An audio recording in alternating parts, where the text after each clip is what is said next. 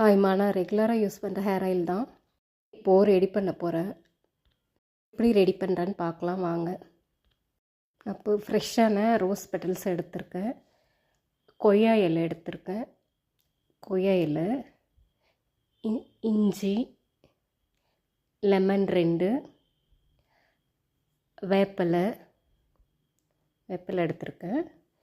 கற்பூரவள்ளி இலை, துளசி, வெத்தலை, அருகம்புல், செம்பருத்தி இலை, பூண்டு, சின்ன வெங்காயம்,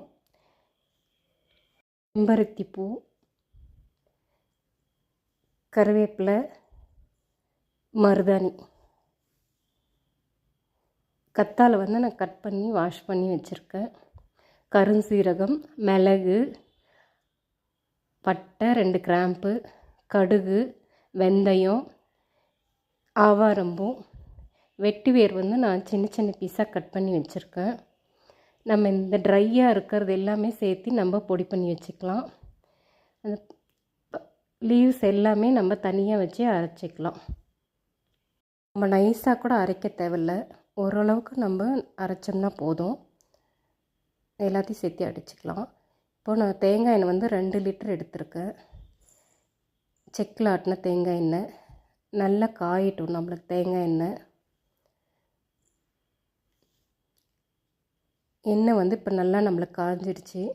ரொம்ப காய விட்டவும் நம்ம போடக்கூடாது, அப்படியே பொங்கி வெளியே வந்துடும். மீடியமாக காஞ்சதுக்கப்புறம் நம்ம கொஞ்சம் கொஞ்சமாக சேர்த்து நல்லா பச்சை வாடை போகிற வரைக்கும் நம்ம நல்லா வதக்கிக்கலாம்.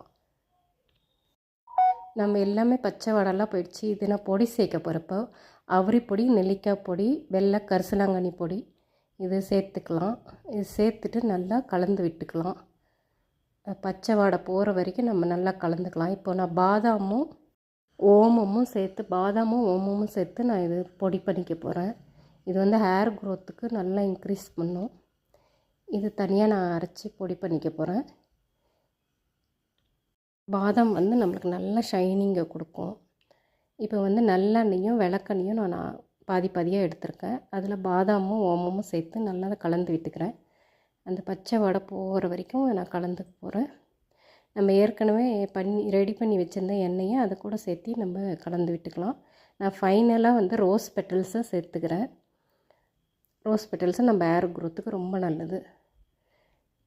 அந்த கலர் நல்லா திரும்புகிற வரைக்கும் நம்ம ரோஸ் பெட்டல்ஸை கலந்து விட்டுட்டு நான் இந்த எண்ணெய் 3 நாளைக்கு வெயிலில் வைக்க போகிறோம். வெயிலில் வச்சுட்டு நம்ம ஃபில்டர் பண்ணி நம்ம யூஸ் பண்ணிக்கலாம். ரெகுலராக நம்ம இதை எண்ணெய் தேங்காய் எண்ணெய் எந்த மாதிரி யூஸ் பண்ணுறோமோ அந்த மாதிரி இது யூஸ் பண்ணிக்கலாம். ரெடி பண்ணி எண்ணெயை கண்டிப்பாக 3 நாளைக்கு வெயிலில் வைக்கணும். ஹேர் க்ரோத்து நல்லா நம்மளுக்கு இன்க்ரீஸ் கொடுக்கும். நான் இப்போ ஃபில்டர் பண்ண போகிறேன். ஃபைனலாக நம்மளுக்கு எண்ணெய் இப்படி தாங்க இருக்கும்.